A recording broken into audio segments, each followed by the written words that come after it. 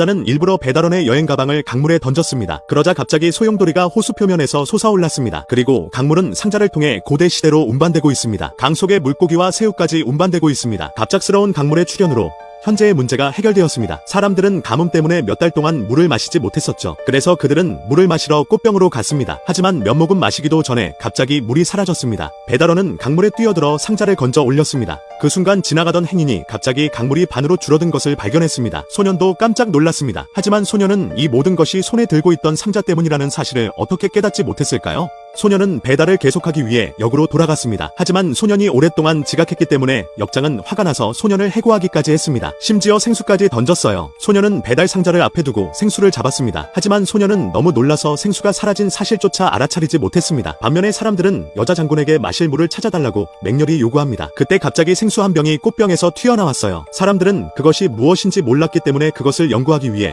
그것을 집어 들었습니다. 하지만 여성 장군이 그들을 막았습니다. 그녀는 그것이 신이 내린 선물이라고 생각했죠. 하지만 하늘이 내린 벌일 수도 있죠. 사람들은 그 말을 듣고 생수를 내려놓았어요. 그 다음에 그들이 알게 된 것은 맛있는 테이크아웃 음식이었습니다. 사흘 밤낮을 굶주렸던 그들은 더 이상 참을 수 없어 음식을 집어 입에 넣었습니다. 이렇게 맛있는 음식을 먹어본 적이 없었기 때문에 그들은 무릎을 꿇고 신에게 더 달라고 빌었습니다. 그러나 꽃병은 반나절 동안 응답하지 않았습니다. 여자 장군은 음식을 주는 대신 재물을 바쳐야겠다고 생각했어요. 하지만 백성들은 너무 가난해서 재물로 바칠 만한 것이 없었습니다. 그들은 아름다운 꽃을 따서 선물로 바칠 수밖에 없었죠. 그리고 여자 장군은 도움의 편지를 썼어요. 그녀는 신들이 이 편지를 보고 어려움을 극복할 수 있는 무언가를 보내주길 바랐어요. 그녀는 신을 위해 신전을 짓고 후손을 위해 황금몸을 만들겠다고 약속했어요. 그리고 꽃을 꽃병에 넣었습니다. 그 순간 그는 계단에 앉아 자신의 삶에 대해 생각하고 있었습니다. 하지만 그 다음 순간 그가 깨달은 것은 택배 상자에서 꽃이 나오는 것이었습니다. 처음에는 지나가던 행인의 장난이라고 생각했습니다. 하지만 장군의 도움 요청을 보고 나서야 그는 테이크아웃 박스가 과거와 현재를 연결할 수 있다는 사실을 깨달았습니다. 그리고 장군이 적에게 포위당의 식량이 부족하다는 사실을 알게 되었죠. 하지만 그는 배달부일 뿐이라 많은 식량을 살 여유가 없었습니다. 그가 고민하고 있을 때 갑자기 전 여자친구와 부자아이,